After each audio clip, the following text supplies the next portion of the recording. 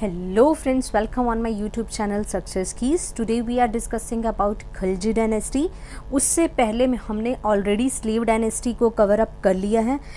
अगर आपने नहीं देखी है then click on the link in the description below. Firstly आप उस टॉपिक को पढ़िए, उसके बाद में कंटिन्यूएशन में आपको ये समझ में आएगी. जो स्लेव डायनेस्टी है स्टार्ट होती है बाय कुतुबुद्दीन ऐबक, उसके बाद में आराम शाह, देन इल्तुतमिश, देन उनके बेटे रुकनुद्दीन और इल्तुतमिश की बेटी Razia Sultana, then Bahram Shah, then Abdul Masud Shah, then Nasiruddin, then Balban और बलबन के बाद में पोते कैकुबाबाद और कैकुबाबाद को हटा के कैमूर आते हैं और कैमूर को भी उनके मिनिस्टर ऑफ वॉर जो होते हैं जलालुद्दीन खिलजी, उस टाइम का उनका नाम होता है फ़िरोज़ और बाद में वो अपना नाम बदल के रख देते हैं जलालुद्दीन खिलजी, वो उन्हें हटा देते हैं और ये डायनेस्टी का अंत होता है और स्टार्ट होती है new dynasty. The name is Khilji dynasty. Okay, जो रहती है 1290 टू 1320. अगर बात करें स्लेव डायनेस्टी का टाइम पीरियड कहाँ से कहाँ तक होता है तो वो होती है 1206 से 1290 और ये 1290 से 1320. छोटा सा टाइम पीरियड है बट स्टडी करते हैं इसको. That is start from the Jalaluddin Khilji 1290 to 1296.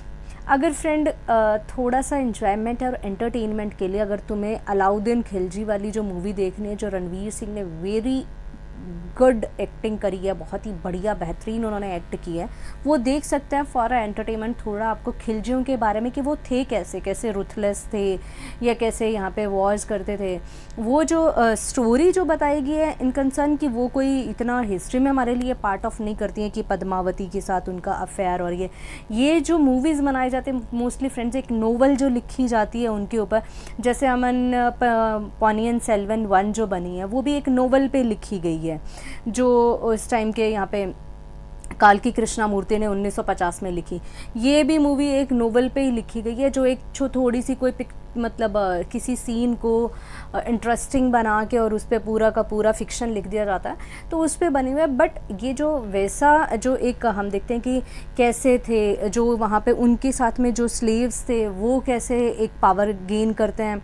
और स्लेव्स का उस टाइम पे मैंने जैसे पहले भी आपको बताया कि स्लेव इज़ नॉट कि वो घर पे झाड़ू पोछा कर रहे हैं, वो मिलिट्री एक्सपीरियंस्ड स्लेव होते थे. फिर हॉर्सेस कैसे होते थे और कैसे जो मोस्टली जो वारफेयर होती है कैवेलरी वारफेयर होती है उसी के बेस के ऊपर सारा जो युद्ध है वो जीता जाता है. तो इन्फेंट्री पार्ट प्ले करती है but cavalry major part play करती है. एरियाज़ जो इसमें दिखाए गए हैं जो इन्होंने यहाँ पे वॉन करे, गुजरात की बैटल जीत के आए फिर यहाँ पे आ गए. फिर ये जो एरियाज़ उस टाइम पे बैटल और या इनका जो एक्सटेंट दिखाया गया है साउथ में, जैसे अगर बात करेंगे अलाउद्दीन खिलजी का, उनका एक्सटेंट बहुत ज़्यादा दिखाया गया. वो कैसा था या क्यों, मतलब क्या वो एक्सटेंट परमानेंटली था या किस लिए था, मैं आगे आपको समझाऊंगी. तो वो आप फॉर एंटरटेनमेंट, पूरा दिन नहीं पढ़ना है, थोड़ा 2 घंटा भैया देख ही लो जरा.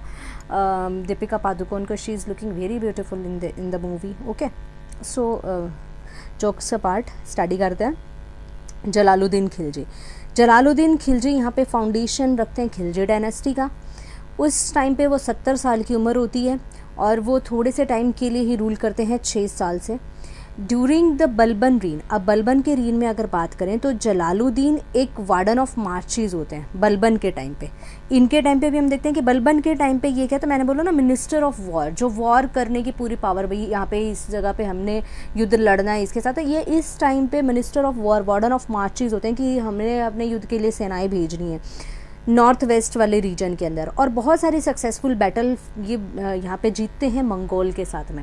अब मंगोल्स का इतना हर जगह पे नाम आएगा आपको इस डायनेस्टी में. उसके बाद में भी हम देखेंगे कि मंगोल्स का कंटिन्यूसली इनकर्शंस होता जा रहा है. तो भाई मंगोल्स इतनी पावर्स में क्यों हैं और कौन है ये मंगोल. तो मंगोल्स जो होते हैं वो जो रीजन, अगर आप अफ़गानिस्तान से अपर वाला जो रीजन देखेंगे यहाँ पे मंगोलिया वाला जो रीजन है वहाँ पे रहते हैं. अब ये इस टाइम पे सबसे पहले तो एक छोटी सी नोमैडिक ट्राइब्स होते हैं, छोटे छोटे कबीलाई जो होते हैं ना वो लोग होते हैं जो अपने कैटल्स को लेके, नोमैडिक पीपल कैटल्स को लेके या अपने थोड़ा टेंट इधर से उधर चले गए, ठंड हुई तो ऊपर पहाड़ों से वापस नीचे आ गए, पहाड़ों पे चले गए, अपने कैटल जहाँ पे पानी दिखा ये वहाँ पे बस छोटे छोटे कबीलाए इनके कबीले होते हैं. फिर धीरे धीरे ये जो कबीले आपस में पहले लड़ते रहते हैं धीरे धीरे चंगेज़ खान के टाइम पे, चंगेज़ खान के टाइम पे, अब चंगेज़ खान को शुरुआत में बच्चे को चंगेज़ खान नहीं बोल दिया था, बच्चे का नाम था तैमूजिन, जो बाद में चंगेज़ खान बनता है। अब ये खान बनते तो बाद में इनकी जो था ना कि खान के तख्त पे बैठेंगे, तो बाद में ये खान वाला वर्जन आता है। पहले तैमूजिन छोटा सा बच्चा होता है, वो समझ जाता है कि भैया कैसे क्या करना है, इनको कैसे जीता जा सकता है या कैसे इनको यूनाइट किया जा सकता है। तो पहले तो वो अपने पूरे कबीलों को यहाँ पे यूनाइट करता है, अपनी यहाँ पे छोटी सी एक मिलिट्री बिठाता है, अपने लोगों का यहाँ पे भरोसा जीतता है। फिर यहाँ पे ये जो क्या है एक्सपैंड करता है अपने एरिया का, मंगोल वाला एरिया में धीरे धीरे एक्सपेंशन करता है। इधर चाइना वाला एक्सपेंशन कर दिया, फिर इधर यूरोप वाला एक्सपेंशन कर दिया, फिर नीचे अफ़गानिस्तान और पाकिस्तान, यहाँ पे ये पर्शिया, ईरान, इराक वाले रीजन्स के अंदर आ गया। फिर बाद में इनकर्शंस होते रहते थे इंडिया के अंदर, ठीक है। तो ये अभी लोग क्या होते थे, अब जैसे अभी ऐसा बात सोचो कि जिनका कोई घर बार नहीं है, सीधा घोड़ा उठाया चल पड़े हैं, अपना जो मिल गया वो खा लेंगे, जो लूट लिया वो उसी से रह लेंगे, जहाँ पे जगह मिल गई वहाँ पे सोने। वापस इनको घर पहुँचने की थोड़ी जल्दी होती थी कि भैया आज युद्ध करना और कल अपनी बीवी वहाँ पे वेट कर, वैसा कोई सीन नहीं था इनके साथ में। ये सिर्फ घुमक्कड़ लोग होते थे, साथ में शायद बीवियों को भी ले आते होंगे, पीछे बिठाना होता, कौन सा आगे बहुत महल सजे पड़े हैं कि जाके घर पे जाना ज़रूरी है, बिठा लेते थे यहाँ पे, या फिर मतलब छोटा सा वो साथ में उनका टेंट चलता होगा। इनको कोई खास वो नहीं, तो कहीं पे भी जा गए अपना एक तंबू तो तानना, इन्होंने तंबू तान के बच्चे रख लेते होंगे, और या फिर ऐसा मतलब इतना कोई सीन नहीं था। आप देख सकते हैं कि एक नोमैडिक हर्डर उनकी लाइफ कैसी होती है, तो वो कोई सीन होता। बस इनको क्या करना है, अपना जो एक्सटेंट एम्पायर को बनाने के लिए बस वही लूटपाट करनी है, इनको लूटपाट करनी है, और वापस लूटपाट करके इनका बेचारा को कोई वहाँ पे महल थोड़ी ना कि लूटपाट करके वहाँ लेके जाना है, वो लेके नहीं जाना है, बस वो बस लूटपाट करनी है। और अब जैसे अब यहाँ पे अब इनके साथ में कुछ जैसे इन्होंने अभी आर्मी धीरे धीरे अपनी फोर्स बढ़ाई थी, धीरे धीरे इनके लोग काफ़ी इकट्ठे हो गए थे इनके साथ में, तो फिर जाके ये मंगोलिया वाले रीजन में फिर धीरे धीरे इन्होंने एक्सपेंड। अब ये क्या करते थे, ये नहीं था कि भाई वहाँ पे रह गए या जर्नल छोड़े, ये क्या करते थे कि वहाँ पे लोकल जो जर्नल्स हैं वहाँ पे उन्हीं को छोड़ देते थे, वही उसकी पॉलिटी देख रहे होते थे, बस वहाँ से वो क्या करते थे रेवेन्यू जनरेट करते थे। और मतलब एक टाइप का मतलब लोगों को एक बार एक दिमाग में डर होता ना कि चंगेज़ खान आ गया है, तो वो लोग कांपने ना थर ये कि आ गया है भैया चंगेज़ खान इस पे बॉर्डर पे आ गया, तो वो एक डर पैदा करना लोगों के अंदर कि वो खुद ही क्या होते थे कि यहाँ पे घुटने टेक देते थे, इनकी सुजरनिटी मान ली, इनको रेवेन्यू दे रहे हैं या इनको पैसा दे दिया है, लूटपाट इनके चल रहे, तो ये एक्सपैंड कर देते। बट हम देख बाद में टाइम पीरियड तक आते ही ना इन्होंने अपना पूरा एरिया जो अगर नॉर्थ अगर इंडिया से ऊपर यूरेशिया वाला अगर हम देखें पार्ट, तो ये पूरा इंडिया से अप में ये जो पूरा पार्ट है यहाँ पे चाइना से लेके यूरोप वाला रीजन और अफ़गानिस्तान पर्शिया वाला रीजन यहाँ पे ये, और चाइना का भी जो वेस्ट चाइना है या साउथ चाइना है, साउथ चाइना वाले रीजन पे ये कर लेते हैं। अब ये इनका एक्सटेंड बाद में भी ये होगा कि चंगेज़ खान की डेथ के बाद में एक यूनिटी इनमें नहीं रहती, और ये भी फिर 4 डिफरेंट क्लैंस के अंदर डिवाइड हो जाता है। जैसे कि चाइना के अंदर जो आती है कबुलाई जो खान है, युआन डायनेस्टी जो बनती है वो इनकी बनती है। ईरान में इल्खनीट डायनेस्टी जो बनती है, और सेंट्रल एशिया में जैसे चगताई तुर्क और ये जिन्हें माना जाता है, जो उसके बाद में तैमूर और तैमूर के बाद में बलबन आए थे, जो आगे हमारे यहाँ पे मुग़ल डायनेस्टी जो आई थी। और अगर बात करें ये यूरोप के अंदर, तो गोल्डन होर्ड जो डायनेस्टी बनी थी, तो वो काफ़ी टाइम तक रूल करते, तो वो भी थोड़े थोड़े में बढ़ जाता है, और ये यहाँ पे 4 डिफरेंट डिवीजन्स के अंदर ये कट जाता है। और इनका भी हम देखते हैं कि काफ़ी ये प्रोमिनेंट रूल रहा होता है इन डायनेस्टी का, क्योंकि ये काफ़ी योद्धा होते हैं, और इनके अंदर ये नहीं होता कि ओनली मंगोलियंस ही होते हैं, टर्किश पीपल भी इनके साथ में, क्योंकि ये यूरेशिया ये जो यहाँ पे यूरोप वाले रीजन में ये टर्की वाले रीजन को भी कवर अप करते हैं, तो टर्किश लोग भी इनके साथ में होते हैं, ठीक है। तो ये थोड़ा सा मैंने बता दिया, शायद ये आपके लिए इतना आउट ऑफ सिलेबस था, बट मैंने बता दिया कि व्हाट आर द मंगोल्स, क्योंकि ये क्या इनकी मतलब क्यों ये इनकर्शंस करते थे, और रीज़न बिहाइंड की टू गेट द मनी और सेटल द एम्पायर। अभी इनको सेटल करना था, हुआ कुछ नहीं था, सेटल्ड करना था इनको। सो यहाँ पे हम देखते हैं कि यहाँ पे ये मंगोल्स के साथ में बैटल्स करते हैं।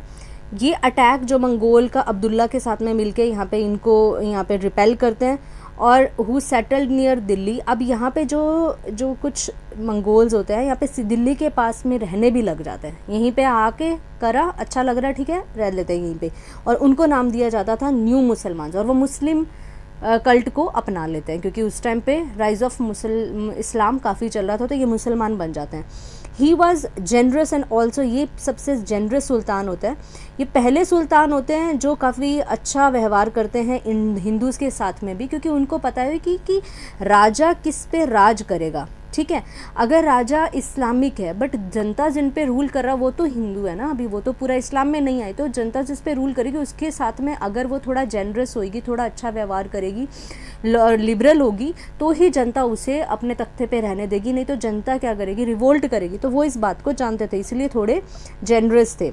ही क्लियरली, यहाँ उनका व्यू था कि जिनको हम गवर्न कर रहे हैं उनका यहाँ पे लिबरल होना। ये हार्श पनिशमेंट को इन्होंने अवॉइड किया था। जो भी अगर इनके अगेंस्ट भी कोई रिवोल्ट कर देता था तो इतना हार्श उनको, अगर कोई रोबर्स ठग्स भी आए लूट के चले गए तो भी उनको थोड़ी सी वार्निंग देके और उनको छोड़ दिया जाता था। और इस कारण मानते भी हैं कि कई लोग इन्हें वीक भी समझते थे कि ये काफ़ी वीक है। जलालुद्दीन ने यहाँ पे अपनी जो नोबल्टी के लिए भी गुडविल अपनी बनानी चाहिए, उन्होंने पॉलिसी ऑफ टॉलरेंस अपनाई कि जो पुराने जो नोबल थे, बलबन के टाइम के जो नोबल थे, उनको कई जगह पे उन्होंने बनाए भी रखा है कि भैया नोबल्स को बनाए रखेंगे, वो यहाँ पे क्या रिवोल्ट नहीं करेंगे। जैसे कि बलबन के टाइम पे मलिक छज्जू जी, उनके जो नेफ्यू थे, वो यहाँ पे गवर्नर थे कारा के, ठीक है। अब कारा कौन सी जगह होगी, यूपी के अंदर जगह है। उसके बाद में छज्जू रिवोल्ट करते हैं और उनको सप्रेस कर दिया जाता है। सप्रेस करने के बाद ये नहीं कि उनको हटाया जाता है, उनको माफ़ कर दिया जाता है, ठीक है भैया आप कोई दिक्कत नहीं, माफ़ी मांग लिए, दोबारा से जाके रूल करो। 1902 में जब मलिक छज्जू ने दोबारा रिवोल्ट करी, अब उन्होंने अपने नेफ्यू, अपने भतीजे को बिठा दिया, दैट नेम इज़, और भतीजा भी था साथ में सन इन लॉ भी था, जवाई साहब भी था इनका, और नाम था उनका अलाउद्दीन खिलजी, ठीक है। अब इनका खिलजी वंश, अलाउद्दीन खिलजी स्टार्ट होते हैं। ये अपनी उनकी बेटी की शादी उलुग खां से भी करते हैं। अब ये उलुग खां कौन आ गया, ये उलुग खां अलाउद्दीन खिलजी का भाई था। अब अलाउद्दीन खिलजी के और कितने भाई थे, 3 भाई थे। उलुग खां था, कुतलुगतगी था और मोहम्मद थे, 3 भाई थे, जिसमें से एक भाई से एक बेटी से इनकी शादी हो जाती है और दूसरी बेटी से इनके भाई की शादी हो जाती है। ये माना जाता है डिसेंडेंट थे चंगेज़ खान के, to win the Mongols goodwill. Genghis Khan के ये डिसेंडेंट माने जाते हैं। ड्यूरिंग हिज रीन, अपने रीन के अंदर देखा जाता है कि यहाँ पे 1294 में देवगिरी को इन्वेड किया जाता है अलाउद्दीन खिलजी द्वारा। अब अलाउद्दीन खिलजी को यहाँ पे नाम लिखा है ब्रैकेट में अली गुरशस्प, तो शुरू से ये कोई अलाउद्दीन खिलजी नहीं होते, बचपन का इनका नाम होता है अली गुरशस्प और बाद में बनते हैं ये अलाउद्दीन खिलजी। यहाँ पे देखते हैं कि इस टाइम पे ये 1296 में जब अलाउद्दीन खिलजी से मिलने आते हैं तो अलाउद्दीन खिलजी मर्डर करवा देते हैं अपने ही ससुर का, जलालुद्दीन खिलजी का, कारा के पास में, और दिल्ली की तख्त नशीन हो जाते हैं और अपने आप को सुल्तान घोषित करते हैं। और ये नोबल्स को भी विन कर देते हैं, क्योंकि बहुत सारा इन्होंने धन लूटा होता है देवगिरी से, तो उनको वो बांट देते हैं कि भैया आप मुझे मान लो, तुम ये सोना लेके और आराम से अपना आराम करो। अब यहाँ पे भी, यहाँ इस मूवी के अंदर पूरा थोड़ा सा अच्छा दिखाया गया है कि कैसे ये कारा तक इन्हें कौन लेके आता है। कहा जाता है कि कारा तक इन्हें उलुग खां ही लेके आता है, क्योंकि वो मानते हैं कि इससे पहले अभी इन्होंने ये जो यहाँ पे इंस्टांस हो रहा है कि ये देवगिरी को इन्होंने लूटा था, तो ये माना जाता है कि अगर कहीं जैसे अलाउद्दीन खिलजी है यहाँ पे, जो अलाउद्दीन खिलजी ये नहीं थे कि पहले यहाँ पे कैसे थे, अलाउद्दीन खिलजी इससे पहले गवर्नर थे अवध के, कुछ समय तक रहे, उसके बाद में इन्हें गवर्नर बना दिया गया कारा का, क्योंकि यहाँ पे इनको हटा के मलिक छज्जू को हटा के इनको कारा का गवर्नर, उससे पहले ये क्या थे, ये मिनिस्टर थे सेरेमनी के, जहाँ पे इवेंट, कोई भी कॉन्फ्रेंस या कुछ भी ऐसा होना है, या एंटरटेनमेंट के मिनिस्टर थे ये। बट बाद में इनको यहाँ पे गवर्नरशिप दे दी जाती है कारा की, और 2 गवर्नरशिप हो जाती हैं, कारा की भी हो जाती है, अवध की भी हो जाती है। अब गवर्नरशिप होगी इनके पास में, तो साथ ही साथ में इन्हें मिनिस्टर ऑफ वॉर भी बना दिया जाता है, मतलब ये कहीं पे वॉर कर सकते हैं, मिनिस्टर्स चार्ज बना दिया जाता है, इन्हें ऑफिस दे दिया जाता है यही।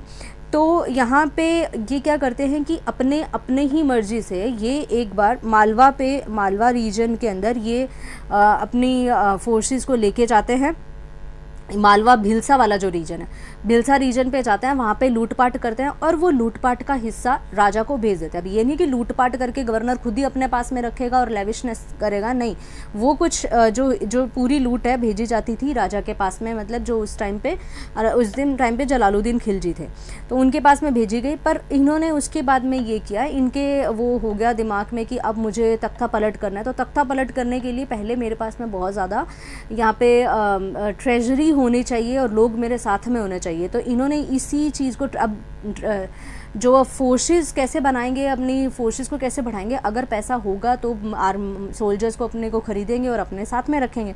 तो इसी के लिए इनके लिए सबसे पहला था साउथ की तरफ लुक करते हैं, देवगिरी रीजन के अंदर। ये काफ़ी ज़्यादा यहाँ से ट्रेजर इकट्ठा करता है, बहुत सारा जो सोना, हीरे जवाहरात और साथ ही साथ बहुत सारी आर्मीज़ और सोल्जर्स इस टाइम पे ये एलिफेंट हॉर्सेस यहाँ से लेके आते हैं। बट ये इसका कोई भी हिस्सा जलालुद्दीन खिलजी को नहीं भेजते हैं।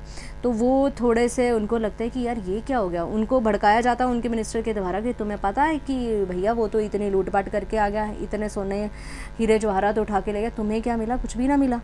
तो वहाँ पे जब उनके खिलाफ ऐसे बातें हो रही तो उलिग खां से उसे थोड़ा ठंडा कर दें कि भैया ऐसा कुछ नहीं है, आपको क्या पता। यहाँ पे जाके अलाउद्दीन खिलजी यहाँ पे जैसे ही अपनी कैपिटल में यहाँ पे कारा में पहुँचते हैं, अपनी जगह पे जाके मिनिस्टर होते हैं, कारा में पहुँच के एक लेटर लिख देते हैं कि आई एम सो सॉरी चाचा जी, ऐसा हुआ कि मैं तो मतलब भेजने ही वाला था आपको, अभी मैं भेज ही रहा हूँ, अभी मैं यहाँ पे पहुँचा हूँ, मैं अभी आपको भेज दूँगा। तो वो सॉरी फील का एक लेटर भेज देते हैं। अब जब लेटर उनको मिलता है तो वो यहाँ पे उलुग खां जी यहाँ पे बोलते हैं कि देखिए ये लेटर आ गया, वो तो बहुत ही गिल्टी है, वो तो इतना गिल्टी है कि इतनी माफ़ी मांग रहा है कि जब तक कि मैं आपको देखूंगा नहीं मेरे को तो सांस ही नहीं आएगा कि आपने मुझे माफ़ कर दिया। तो ऐसे धोखे से इनको बुलाया जाता है। और यहाँ पे फिर कारा में आपने देखते हैं कि मूवी अंदर का ऐसे मतलब वो तो एक सीन क्रिएट होता है, बट वहाँ पे उनका मर्डर कर दिया जाता है और फिर गद्दी पे नशीन हो जाते हैं अलाउद्दीन खिलजी, रणवीर सिंह जी। ठीक है, अब खिलजी डायनेस्टी का टाइम पीरियड दिखा दिया 1290 to 1320, ये यहाँ पे टाइम पीरियड दिखाया और ये इसका एक्सटेंट दिखाया। पीछे देखा था कि हमने ये यहाँ तक था, अब थोड़ा ये अफ़गानिस्तान के रीजन में थोड़ा इनर तक जाते हैं, यहाँ पे भी थोड़ा ये वेस्ट बंगाल वाला रीजन कवर अप करते हैं। बट आप अलाउद्दीन खिलजी का मैप देखेंगे, वो आपको दिखाऊंगी, उसका एक्सटेंट थोड़ा ज़्यादा बताया गया, उसका रीज़न क्या है वो भी मैं आपको बताऊँगी। अलाउद्दीन खिलजी का टाइम आता है 1296 to 1316। Alauddin Khilji was Jalaluddin ambitious nephew होता है और उनका जवाइसा भी होता है। वो हेल्प करता है अपने अंकल को स्ट्रगल करने के लिए, पावर उनको ग्रैब करने के लिए, और अपॉइंट हो जाता है खुद अमीर तुज़्क, मतलब मास्टर ऑफ सेरेमनीज़। वो 2 विक्टोरियस एक्सपीडिशन करता है अपने रीन में जलालुद्दीन के टाइम पे। एक तो वो भिलसा में जाता है, ये विदिशा वाला रीजन में 1292 के अंदर, और उसको फिर मिल जाता है इक्ता ऑफ अवध। अवध का इक्ता, मतलब इक्ता उस टाइम पे मैंने आपको बोला ना कि जो रेवेन्यू सिस्टम होता है, ये जो पूरा प्रोविंसेस होता है उसको इक्ताज में बांटा जाता है, और वो इक्ता से रेवेन्यू जो होता है वो राजा को भेजना होता है, जो सरप्लस अपने पास में होती है, और बाकी कुछ जो पैसा है वो आपको अपने लिए आप रख सकते हैं। देन एडिशन टू द कारा के साथ में ये अवध के भी बन जाते हैं, और उनको अपॉइंट कर दिया जाता है अरीजी ए मुमलक, मतलब मिनिस्टर ऑफ वॉर। 1294 में ये फर्स्ट टर्किश एक्सपीडिशन करते हैं साउथ इंडिया के अंदर और देवगिरी को प्लंडर करते हैं। उसके बाद में ये इनको माना जाता है कि ये अपने आप मिलिट्री कमांडर, एफिशिएंट ऑर्गेनाइज़र इनको मान लिया जाता है। जलालुद्दीन की जो पॉलिसी होती है टॉलरेंस की टुवर्ड्स द अलाउद्दीन खिलजी, काफ़ी टॉलरेट करते हैं कि कोई बात नहीं, ऐसा थोड़ी कह रहा होगा इसने, ये तो मेरा बेटा है, भतीजा मेरा। तो वो उसको यहाँ पे ड्रास्टिक पनिशमेंट कुछ नहीं देते।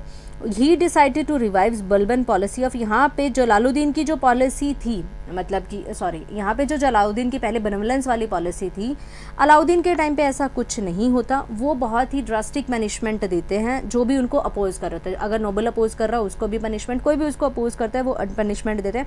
वो बिल्कुल जो बलबन ने पॉलिसी अपनाई थी, शांत हो गए, चुप हो गए, गुस्सैल मुँह में बैठे रहना और किसी को भी बोलना या हंसना नहीं, और जो भी अपोज करना उसको मार देना। ठीक है, ये वाली ये पॉलिसीज़ यहाँ पे अपनाते हैं। स्लॉटर करते हैं जो न्यू मुसलमान बने हुए हैं, ये जो मंगोल्स वहाँ पे आके बैठे थे दिल्ली के पास में, उनको स्लॉटर करवा देते हैं। कोई भी ओल्ड बलबनी या जलालुद्दीन के जो नोबल्स होते हैं उनको मरवा देते हैं। ये सारी जो पावर्स जो नोबल्स के हाथ में है उसको पूरा हटा देते हैं। उलमा के हाथ में कोई भी जो इंटरफेरेंस करते हैं उलमा, उनको करते हैं कि भैया आपको अपने धर्म में ध्यान रखिए, स्टेट मैटर में आपको नहीं इंटरफेयर करना है। बरानी ने जैसे अपनी किताब में लिखा हुआ है तारीख़ फ़िरोज़ शाही में कि अलाउद्दीन कन्विंस्ड करता है जनरल प्रॉस्पेरिटी ऑफ नमक। वो कहते हैं कि भाई अगर जनरल के पास में इतना सारा धन पैसा होगा, उनकी पावर इतनी ज़्यादा होगी, आपस में वो एक दूसरे की मैरिजेस करेंगे, मतलब एक नोबल अपनी बेटी दूसरे नोबल को दे देगा, मतलब उन दोनों का अलायंस बन गया, वो दोनों स्ट्रांग हो गए और वो पावरफुल हो गए। तो और ये जो चीज़ें हैं इससे क्या होती है कि ज़्यादा रिवोल्ट होती है राजा के ख़िलाफ़। तो ये इन्होंने बंद करवा दिया कि ना तो ज़्यादा पैसा रखने दो नोबल्स को, ना आपस में इनकी मैरिजेस को अप्रूव करो, और बहुत ज़्यादा एफिशिएंट स्पाई सिस्टम, मतलब स्पाइज इन्होंने हर जगह पे छोड़ दिए अपने। बट ड्रिंकिंग लिक्वर को भी इन्होंने यहाँ पे बैन कर दिया। तो उन्होंने ये बोला कि ये सारे बेसिक रीजंस होते हैं रेबेलियंस के, तो इनको रोकने के लिए इन्होंने 4 ऑर्डिनेंस निकाले। नोबल्स के पास में जो प्रॉपर्टी थी उसको इन्होंने जब्त करवा लिया। इंटेलिजेंस सिस्टम को यहाँ पे इन्होंने पूरा स्ट्रॉन्ग कर दिया। लिक्वर और इंटॉक्सिकेंट को प्रोहिबिट कर दिया। सोशल गैदरिंग्स अगर कुछ भी हो रही है, कहीं शादी ब्याह कोई भी कार्यक्रम आपको करना है, इकट्ठे जो लोग हो रहे हैं तो राजा से पूछ के इकट्ठे होंगे, ऐसा ना हो पाएंगे आप। अलाउद्दीन ने एस्टैब्लिश किया एक परमानेंट स्टैंडिंग आर्मी। अब जैसे हमने पीछे भी पढ़ा था कि बलबन ने भी यही किया था कि परमानेंट स्टैंडिंग आर्मी इकट्ठी करी। ये नहीं है कि कहीं रिबेलियन हो रही है तो भैया दिल्ली से निकल के यहाँ पे फोर्सेस आ रही है, नहीं, जहाँ जहाँ पे अपने प्रोविंसेस हैं वहाँ पे अपनी आर्मीज होनी चाहिए, और ख़ुद यहाँ पे दिल्ली के अंदर जो कैपिटल सिटी है उसके पास में भी बहुत सारी आर्मी होनी चाहिए। तो परमानेंट स्टैंडिंग आर्मी, और इन्होंने यहाँ पे अपनी जैसे भेजे Alauddin Khilji send his army 6 time against, 6 बार इन्होंने मंगोल्स के खिलाफ आर्मी भेजी। तो वो तभी भेजूंगी ना जब परमानेंट इनके पास स्टैंडिंग आर्मी होगी, जब भी आए और उनको रोक दिया। देखते हैं कि फर्स्ट 2 में तो वो सक्सेसफुल होते हैं, पर तीसरी बार जब वो भेजते हैं तो इन्वेडर जो ख्वाजा उस टाइम में दिल्ली में आ रहे होते हैं तो वो वहाँ पे वो हार जाता है, बट वो दिल्ली तक आने तक उसको रोक देते हैं। नेक्स्ट 3 जो मंगोल इन्वेजन होते हैं वो सीवियरली डेल्ट किए जाते हैं, उनको भगा दिया जाता है। बहुत सारे मंगोल्स यहाँ पे किल्ड होते हैं। नॉर्थ वेस्ट फ्रंटियर, अब इतना जो मंगोल्स को भगा रहे हैं या उनको स्लॉटर हो रहा है या मंगोल्स को रोका जा रहा है, तो उनका होल्ड किसके पास होते हैं? द नॉर्थ वेस्ट फ्रंटियर को देखने वाले होते हैं गाजी मलिक, गयासुद्दीन तुगलक, बाद में देखते हैं कि इन्हीं की डायनेस्टी आ जाएगी। वो उनको वार्डन ऑफ मार्चेस और प्रोटेक्ट करते हैं ये इस फ्रंटियर को। अब सोचो कि जिसको इस फ्रंटियर पे भेजा है, जो सबसे बड़ा खतरा है इनके लिए, तो वहाँ पे किसको भेजेंगे? एक ही बहुत ही स्ट्रॉन्ग योद्धा को भेजेंगे। अब उस स्ट्रॉन्ग योद्धा के पास में पावर भी आ गई कि वो बन गया यहाँ पे वार्डन ऑफ मार्चेस, मतलब युद्ध करने के लिए, लड़ने के लिए अगर ऐलान दिया जाएगा तो इन्हीं के द्वारा दिया जाएगा, तो वो बन चुके हैं यहाँ पे। तो फिर ये सोचो कि वो पर्सन कितनी स्ट्रॉन्ग होल्ड या कितनी स्ट्रॉन्ग पावर उसके पास में होती, कितनी सारी आर्मी उसको मानने वाली होगी, तो बाद में वही रूल करेंगे। अगर राजा की गद्दी मतलब तख्ता पलट हो जाता है या उसकी डेथ हो जाती है उसके बाद में। द मिलिट्री कन्क्वेस्ट जो होते हैं अलाउद्दीन खिलजी के, वहाँ पे जो मिलिट्री कन्वेस्ट जो अलाउद्दीन खिलजी करता है गुजरात में करता है, राजपूताना में और डेक्कन में करता है, ये काफ़ी सक्सेसफुल होते हैं। आपने देखा कि अपने खिलजी रूल का जो डायग्राम था वो तो यहाँ तक देखा था, पर खिलजी डायनेस्टी का जो ग्राफ था वो यहाँ तक था, बट ये अलाउद्दीन खिलजी का ग्राफ यहाँ तक क्यों है?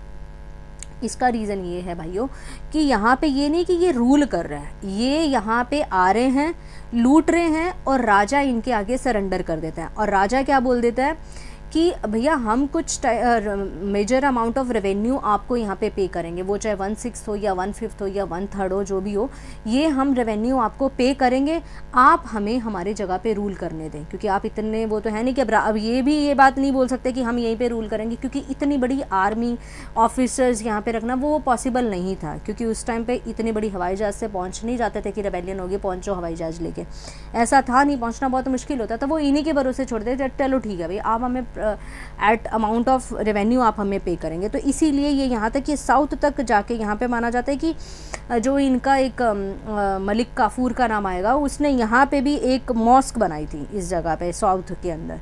तो यहाँ पे रहते हैं, इनको जीतते हैं। मलिक काफूर ही मेनली इनका जो स्लेव होता है वही यहाँ पे पूरी स्लेव भी होता है, नंच भी होता है, तो वो यहाँ पे मिलिट्री को लीड करता है और बहुत ही स्ट्रॉन्ग बैटल्स यहाँ पे लड़ता है और फिर यहाँ से रेवेन्यूज़ कलेक्ट यहाँ पे करना और राजा इनकी सुजरनिटी मान लेता है, ठीक है। इसी एरिया तक ये पूरा इनका कंट्रोल होता है अलाउद्दीन खिलजी का।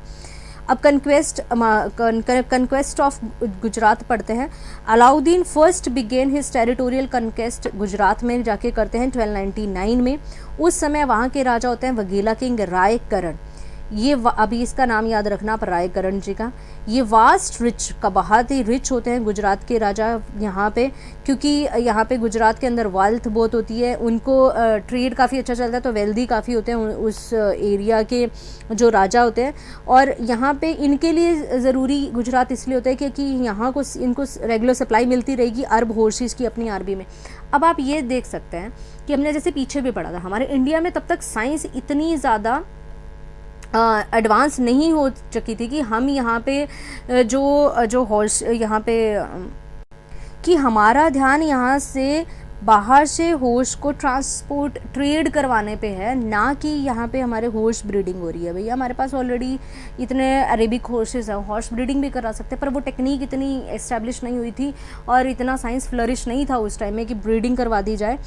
तो यहाँ पे इनके लिए गुजरात की पोजीशन इसलिए भी इंपॉर्टेंट हो जाती है कि यहाँ से वो अपने जो हॉर्सेस हैं उनकी सप्लाई लगातार चलती चल रहेगी और ये स्ट्रॉन्ग होल्ड में रहेंगे।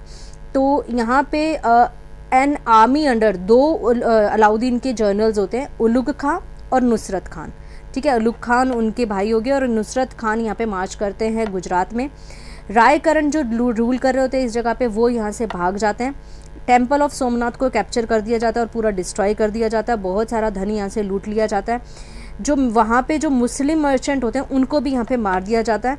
अलाउद्दीन यहाँ पे मैरी करता है राजा की वाइफ से, नाम इज़ कमलाबाई। कमलाबाई से यहाँ पे बहुत सारे 4-5 मैरिजेस बताई गई हैं, 4 मैरिजेस मेजरली बताई गई हैं इनकी।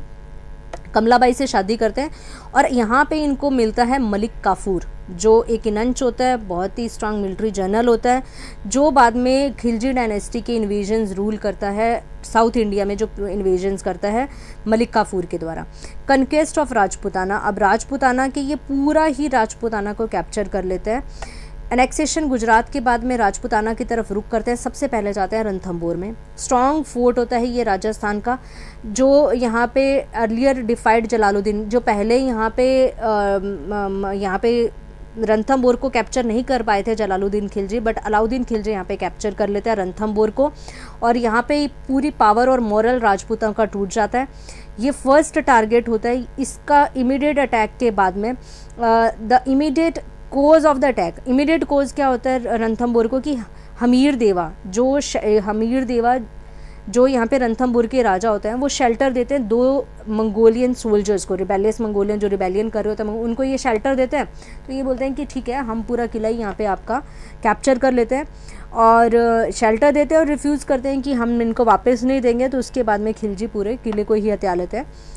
यहाँ पे ऑफेंसिव होता है यहाँ पे रणथंभौर में, hence an offensive was launched by Ranthambore to begin with. Khilji forces यहाँ पे बहुत ही लॉसेस इनको करते हैं, बैटल होती हैं, फोर्ट यहाँ पे फेल हो जाता है और अलाउद्दीन खिलजी के हाथ में आ जाता है और पहली बार यहाँ पे वुमेन्स जौहर करते हैं। ये आपको याद रखना पड़ेगा, पहले ये रणथंभौर के अंदर करती हैं जौहर और उसके बाद में हमारी दीपिका पादुकोण जी करती हैं चित्तौड़ के अंदर।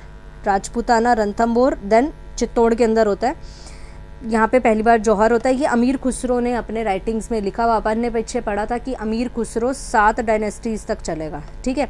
तो यहाँ पे अमीर खुसरो जी आ रहे हैं जहाँ पे वो लिख रहे हैं कि यहाँ पे जौहर होता है। नेक्स्ट आता है चित्तौड़। चित्तौड़ को यहाँ पे बिसीज्ड, घेराबंदी इसकी कर ली जाती है, बहुत ही इंपॉर्टेंट राजपूताना किंगडम होता है यहाँ पे। अलाउद्दीन अटैक करते हैं चित्तौड़ को क्योंकि वो ब्यूटीफुल किंग पद्मिनी को यहाँ पे राजा रतन सिंह से लेना चाहते हैं, देखना चाहते हैं, शादी करना चाहते हैं, लव अफेयर चलाना चाहते हैं, बट ऐसा कुछ हो नहीं पाता।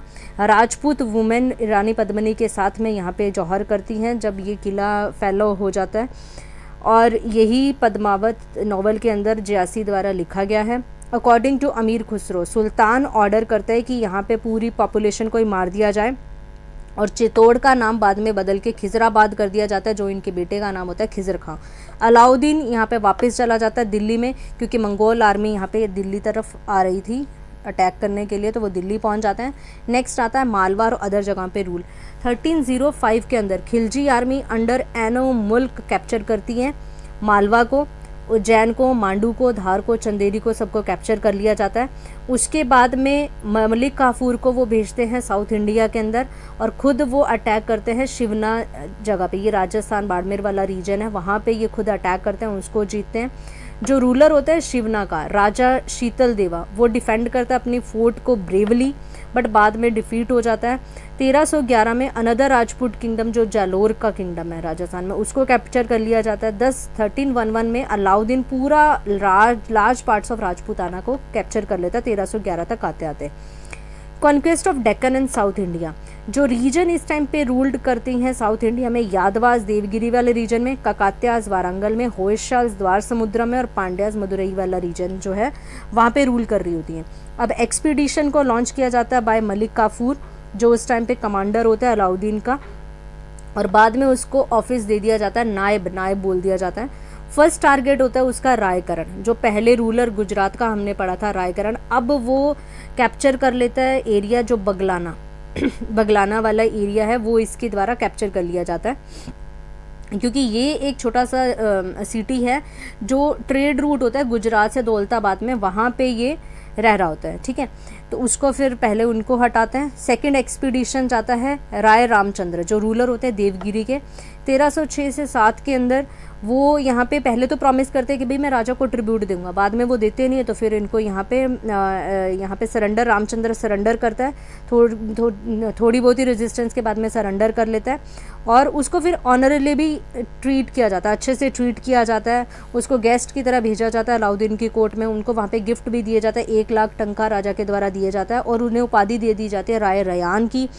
और उसके बाद में उनको डिस्ट्रिक्ट दे दिया जाता है कि चलो अभी आप गुजरात में जाके रूल करो, और वो अपनी एक डॉटर की शादी भी अलाउद्दीन के साथ में करवा देते हैं। तो दूसरी मैरिज होगी यहाँ पे अलाउद्दीन शॉर्ट, और सबसे पहली मैरिज जलालुद्दीन की, तो 3 मैरिज बता दी यहाँ पे, जलालुद्दीन की बेटी के साथ में होती है। अलाउद्दीन जेनरसिटी भी दिखाता है रामचंद्र के साथ में, क्योंकि वो चाहता है कि वो उसका अलाई बने, और वो फिर उन्हीं अलायंस से साउथ में मूव कर सके। तो यहाँ पे इसीलिए उन्होंने तो खलीफा को मानने से इनकार कर दिया था, इन्होंने खुद को ही खलीफा बोल दिया, हिमसेल्फ ए खलीफा, और टुक द टाइटल अल वशिक बिल्लाह।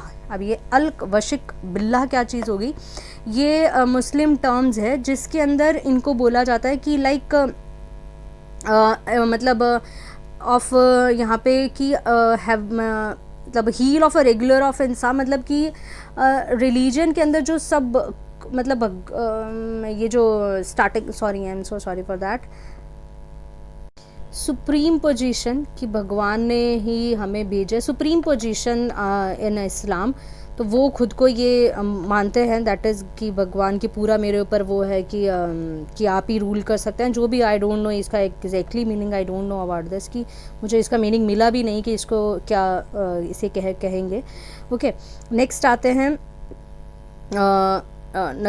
नसरुद्दीन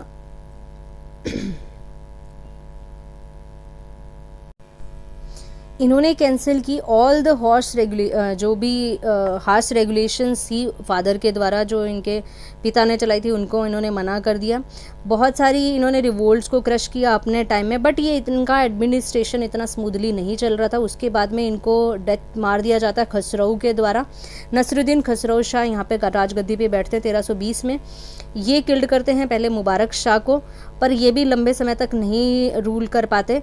ये गाजी मलिक द्वारा, जैसे मैंने आपको पीछे बताया था कि यही जो गाजी मलिक है, जो गवर्नर था उस टाइम पे देपालपुर का, वो किल्ड कर देते हैं खसरऊ शाह को और राजगद्दी पे बैठते हैं। और अंडर द टाइटल इनको टाइटल दिया जाता है गियासुद्दीन तुगलक 1320 में, और उसी के बाद में तुगलक डायनेस्टी स्टार्ट होती है, जिसके और बारे में हम नेक्स्ट में पढ़ेंगे।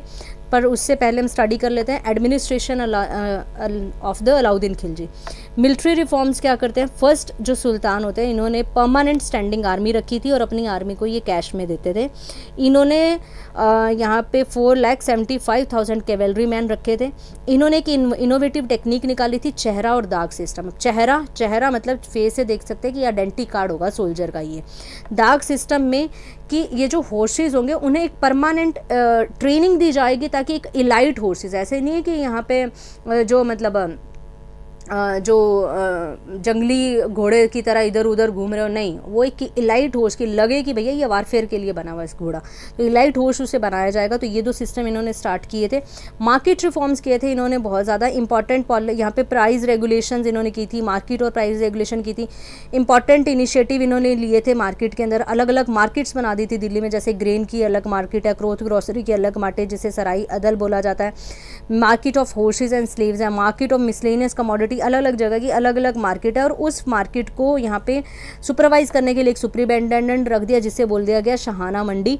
उसको असिस्ट करेंगे और बहुत सारे इंटेलिजेंस ऑफिसर।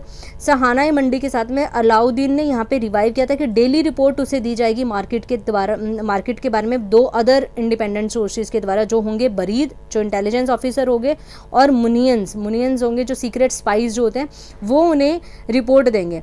वो अपने लड़के भी भेजता था सुल्तान कभी कभी कि जाओ वहाँ से दुकान से सामान खरीद के देखो कि प्राइजेस क्या उन्होंने बढ़ा के तो नहीं दे रहे हैं। अगर कोई बढ़ा के दे रहा होता था तो उसे हार्श पनिशमेंट दी जाती थी।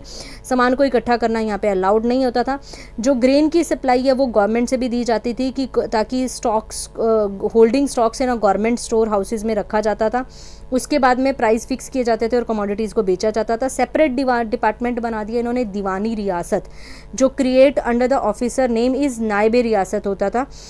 एवरी मर्चेंट को रजिस्टर करवाना पड़ता था मार्केट में, अभी जैसे रजिस्ट्रेशन होती है अगर कोई ओपन करता है शॉप को तो रजिस्टर करवाना पड़ता था। सेल जो थी लिक्वर और इंटॉक्सिकेंट की वो बिल्कुल प्रोहिबिटेड थी, गैम्बलिंग को भी बैन किया जाता था। लैंड रेवेन्यू कैसे लिया जाता? लैंड रेवेन्यू पहले ऐसे सुल्तान थे जिन्होंने सबसे पहले ऑर्डर किया कि मेजर करो कितनी लैंड है हमारे अंडर। जो बड़े बड़े लैंडलॉर्ड्स हैं उनसे भी यहाँ पे टैक्स लिया जाता था, लैंड टैक्स। लैंड रेवेन्यू को कलेक्ट किया जाता था कैश में कलेक्ट किया जाता था, क्योंकि उनको सोल्जर्स को भी तनख्वाह कैश में देनी पड़ती थी। स्टेट ऑफिशियल्स मेज़र करते थे पहले की कल्टीवेटेड लैंड कितनी है, अगर बंजर है तो उस पर कम थोड़ा टैक्स दिया जाता था, अगर अच्छी कल्टीवेशन हो रही है वहाँ पे तो वहाँ पे फिक्स लैंड रेवेन्यू कर दिया जाता था अकॉर्डिंगली। बिस्वा व standard unit of measurement, Biswa unit of measurement होती थी कि इतनी इनके पास में, जैसे अभी एकड़ माना जाता है तो उस टाइम पे बिस्वा थी। स्टेट डिमांड करती थी कि 1/5 ऑफ प्रोड्यूस को एज ए टैक्स आपको देना होगा, उसके साथ साथ में आपको हाउस टैक्स भी देना होगा, पॉस्चर टैक्स भी देना होगा, और साथ साथ में आपके ऊपर पॉस्चर टैक्स देना होगा। किस्मत खुदी को यहाँ पे अबॉलिश कहते हैं। किस्मत खुदी क्या चीज़ होती थी? विलेज हेडमैन को, जो विलेज का हेडमैन है उसको राजा से कुछ पैसे मिलते थे हर महीने, बट वो यहाँ पे बंद कर दिए गए थे। लैंड रेवेन्यू रिफॉर्म्स के अंदर ये हम देखते हैं कि ये लैंड रेवेन्यू रिफॉर्म्स ही आगे जाके फ्यूचर रिफॉर्म्स इस पे शेरशाह सूरी भी करेंगे और अकबर जी भी करेंगे। इन्हीं के टाइम पे सेंट्रलाइज एडमिनिस्ट्रेशन था, और यहाँ पे रिलीजियस एंडोमेंट्स, कुछ मतलब रिलीजन को लेके जो पैसा दिया जाता था राजा से, वो यहाँ पे बिल्कुल बंद कर दिया गया था। फ्री लैंड मतलब कोई भी ऐसा फ्री लैंड नहीं होगा कोई मंदिर के साथ में अटैच्ड फ्री लैंड की उसको फ्री टैक्स, कुछ टैक्स नहीं वसूलने, हर किसी से टैक्स वसूल किया जाएगा। This is all about the Khilji dynasty. I think आपको पूरा लेसन जो है समझ में आ गया होगा। Stay tune with me for the next lesson. Thank you, have a nice day, bye bye, take care.